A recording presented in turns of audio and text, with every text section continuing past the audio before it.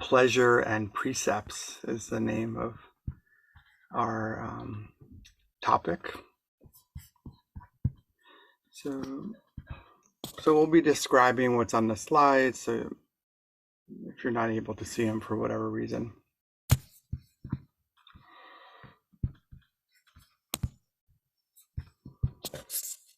And so the 5 precepts, Panchasila, is the Pali, the Buddhist word. And there are many, depending on the kind of monastic lineage. And so these 5 are from originally translated by Bhikkhu Bodhi, who's this wonderful, kind scholar that I've had the pleasure of meeting a couple of times. And so he translated from the original Pali. And so we're going to just briefly go through them and then offer a different set. And so this precepts, kind of different from, let's say, like Christian kind of commandments of thou shalt not. And I appreciate the kind of heart of these teachings around, like, so the translation here is, I undertake the precept to refrain from destroying living creatures, and or practicing non-harm. And I just want to right away point out that the opposite of this is caring, as Don was bringing into the meditation, caring for all living beings, including ourselves. Yeah. And the picture in the background here is a picture of gift boxes. So one of the translations of the teachings is that these are the 5 faultless, so without fault gifts. So it's like a gift to the world when we're able to undertake this practice. The second being undertaking the precept to refrain from taking which is not freely given.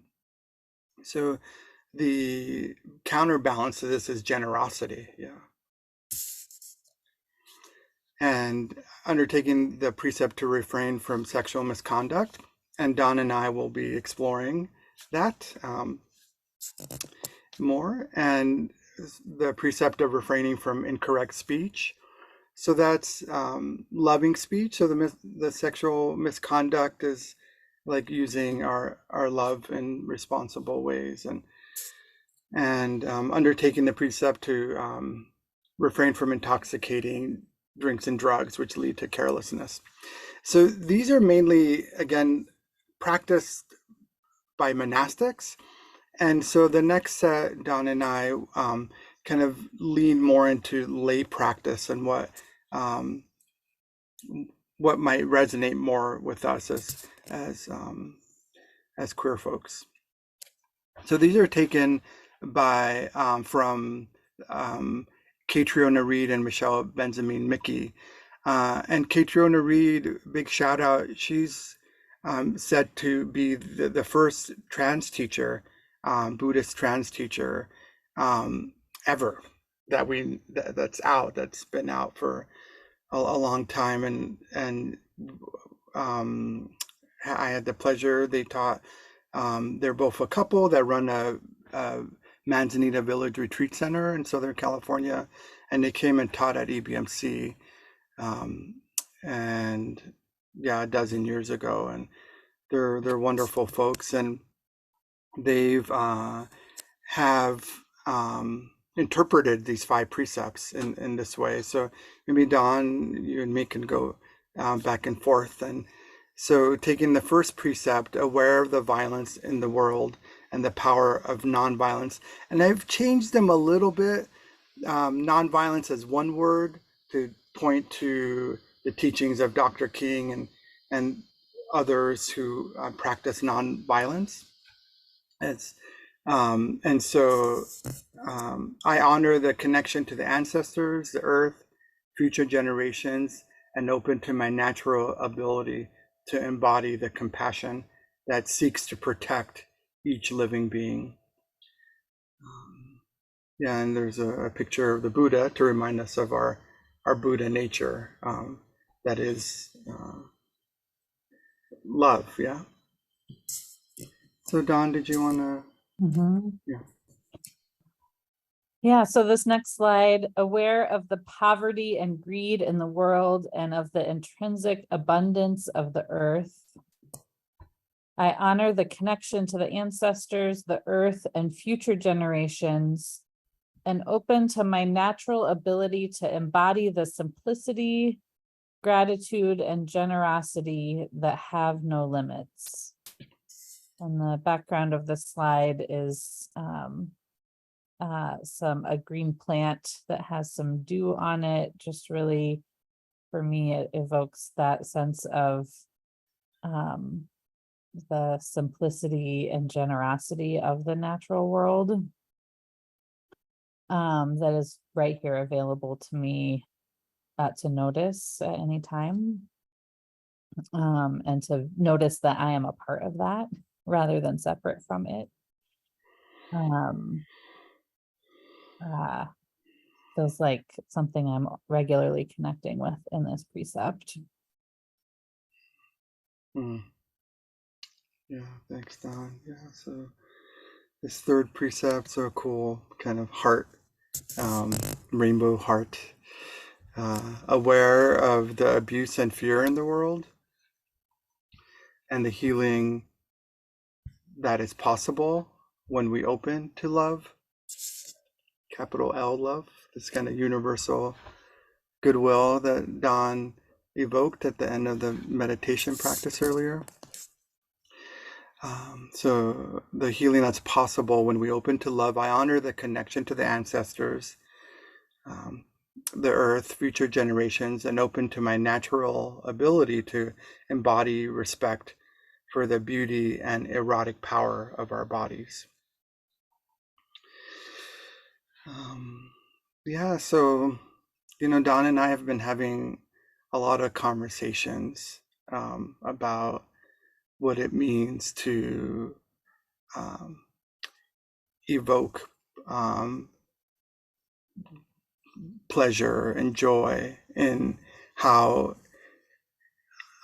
we've talked a lot about Christianity and deconstructing how that's like a major force, yeah, in taking and I might say all organized religion and not just to call out, yeah, but the sense of how they're, actually just amongst teachers in this tradition of American Buddhism, how there, in my experience, and I think it's pretty objective, that there hasn't been a lot of talk about beauty and erotic power or sex per se specifically, and in a month in Canada, there's going to be a gathering of queer teachers talking about this precept and how in not talking about it sort of reinforces like heteronormative oppressive norms. Yeah. And and how in our conversation, Don, one of the threads was like around joy and how joy and pleasure are actually necessary to be in the moment, and how vulnerable that is, right? And how I know when I inevitably allow that vulnerability to be in my body, mind, heart, that it butts up against traumas, right? And and how the years of practicing these heart practices have allowed the space to,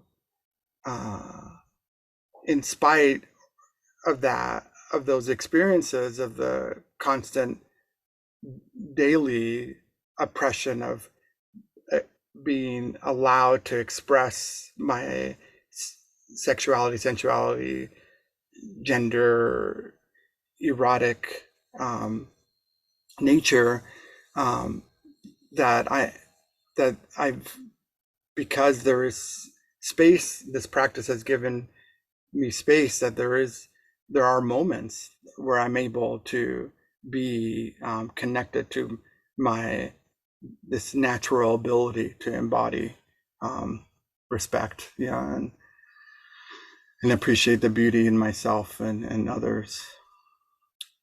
Yeah.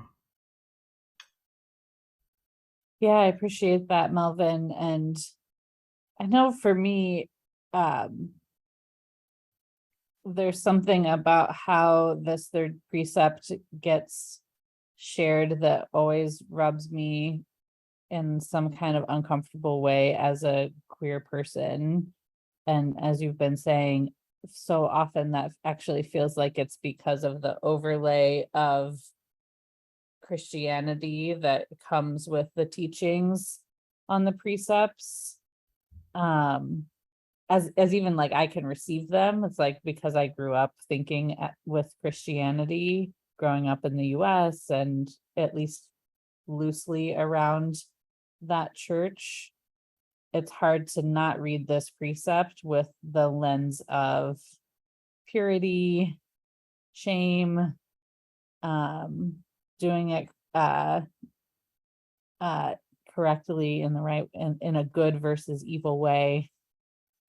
And so it's always just been like a good, when I kind of get tightened up around this precept, it's always helpful for me to remember how much the precepts are not a requirement, but an opportunity for me to actually set the container and boundaries for my own life so that I can cultivate the life that actually is oriented towards how I want to be living, towards liberation, perhaps even towards pleasure sometimes. And so that's been like a helpful reminder that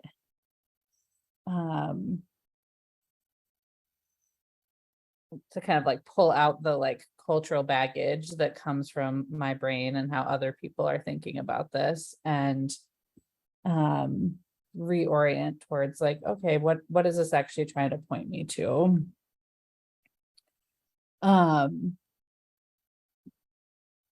Because it's actually true for me as I've been practicing that for me, as someone who's like really good at trying to like do the right thing, it's actually been important for me to be focused on cultivating a sense of joy and a sense of pleasure as a part of the path to practice.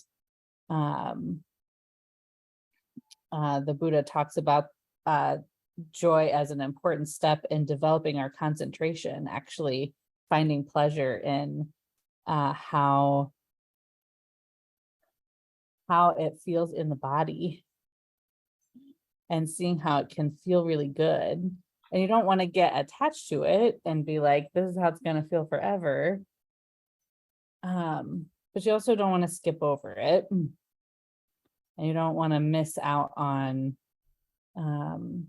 how joy and pleasure can actually be part of really nourishing and enlivening the experience of being alive and being here in the body. And where for me, at least, where I have choice and agency, it can be a good reminder to turn towards pleasure and joy, at least sometimes.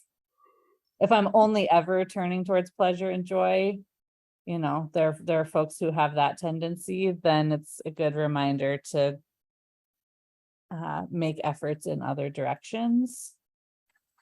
But trying to find that balance between no joy and pleasure and all joy and pleasure can sometimes be a pathway here around sexuality rather than shutting it all down. Right. Yeah, as you were moving your hand, I was thinking of the worldly wind.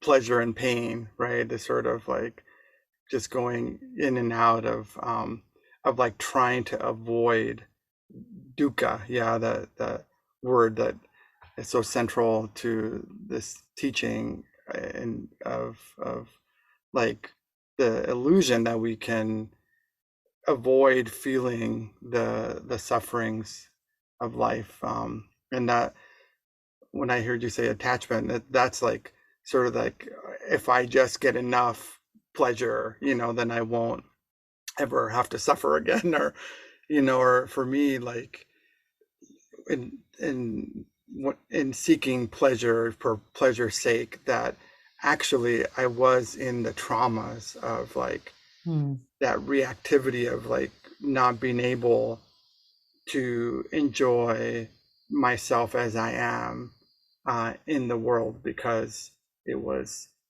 to use that the Christian word, evil, right? And as you were saying, and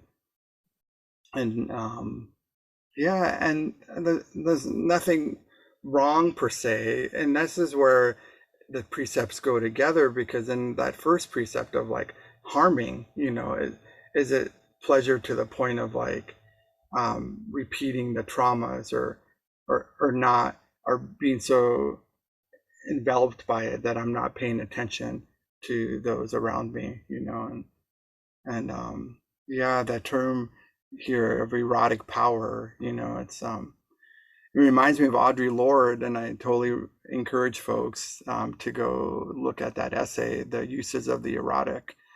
And as I'm recalling it, Audre Lorde, our queer ancestor, says like it's a creativity and that energy to dismantle and to allow our because that's the antidote to trauma. Yeah, it's the creativity. And so in this context, yeah, appreciating and embodying beauty and erotic power. Yeah.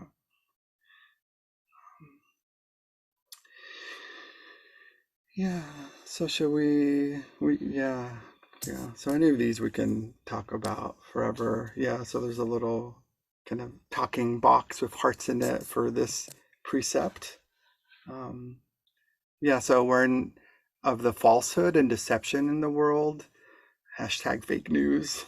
And the power of living and speaking the truth. I honor the connection to the ancestors, the earth, future generations, and open to my natural ability to embody deep listening and clarity and integrity in all that I communicate, by my words and actions. Yeah, I always think of this like how I speak to myself, and like the practice has allowed me actually to see clearly the internalized um, lies, bullshit, oppression, right? That I'm not lovable, or that's where the beautiful Dawn, that state, that affirmation in the compassion practice that I've said literally thousands of times. May I love myself as I am. May I love myself just as I am. May I love myself as I am. And the different flavors. I came in today with like a lot of heartache, and I just felt like a softening there, because I felt, can I just love the heartache. And yeah, so I just appreciate that. Um, yeah, so this, This last one, we have an image of, it looks like some planes with some smoke coming out of them, blue, white, and red, and aware of the contamination of desecration, aware of the contamination and desecration of the world and of my responsibility for life as it manifests through me. I honor the connection to the ancestors, the earth, future generations, and open to my natural ability to embody the conscious guarding of my sense doors by practicing mindful and loving awareness of what I take into my body, mind, heart, and of how my actions and habits influence the world in and around me. So this is a opportunity to, I think Melvin likes the word guarding here. I like the word tending here. just the kind of like slightly different feelings of where we want to be and where we relate to this, but really like tending or guarding kind of what comes into us as this manifestation of life, as this being that's moving through the world, was our responsibility to ourselves and to the world around us about what comes into our senses and how that impacts what we put out. And again, that's like, even as I say it, I kind of just like listen for like, am I saying it in a way that might sound like you need to do it in the right way or you're going to be in trouble? Or like, is there a way to say it and feel it that is, about your own sense of self-accountability, of how you want to be orienting your own body, mind, heart, mind, heart, in this phrase, how you want to be orienting yourself, all of these parts of you, as you move through the world. Like, how is it that you want to hold accountability? There might be a lot of different ways that folks would decide to do that, but that can be a place of accountability for ourselves. Yeah, yeah, yeah. And these sense doors, that's a Buddhist teaching. It's another list of the 6 sense doors or sense spheres. I get to use my S's.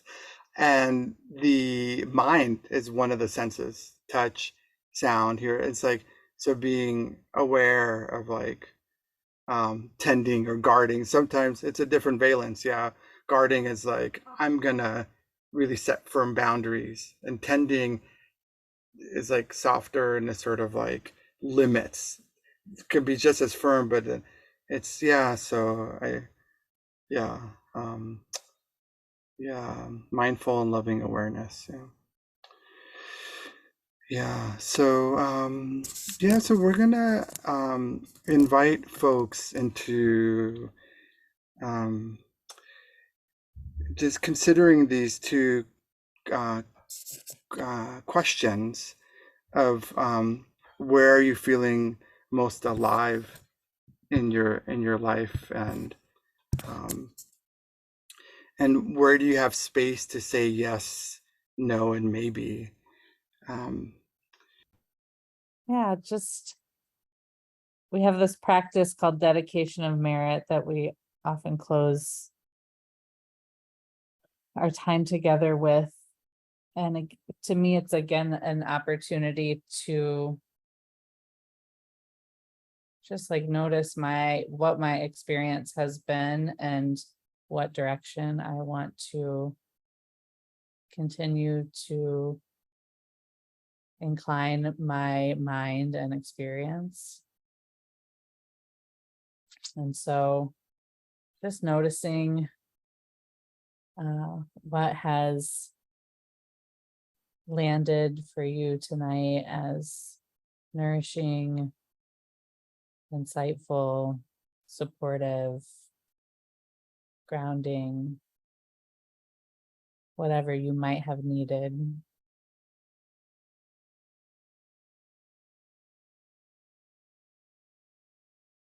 Letting other parts just wash away.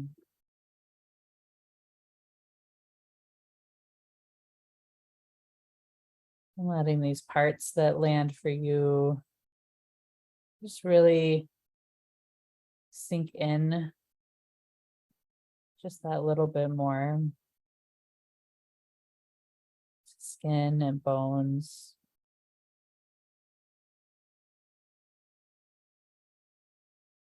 heart and belly.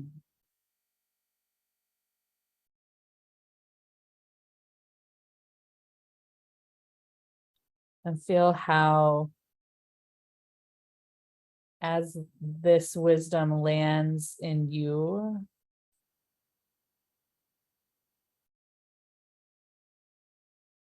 you are a node of this experience we call all beings.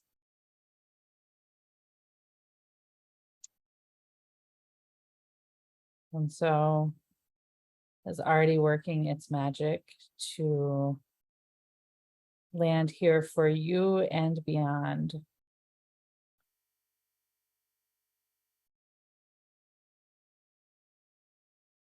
Perhaps it will change how you show up for a friend, for a family, or a neighbor, or a cashier at the grocery store.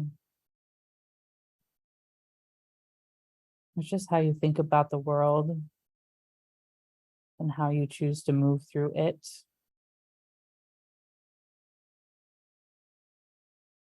And letting that knowledge that this wisdom will ripple out to experience beyond yours as well.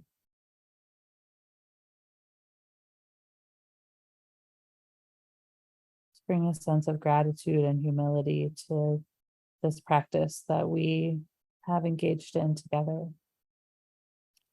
May it be of great benefit to all beings.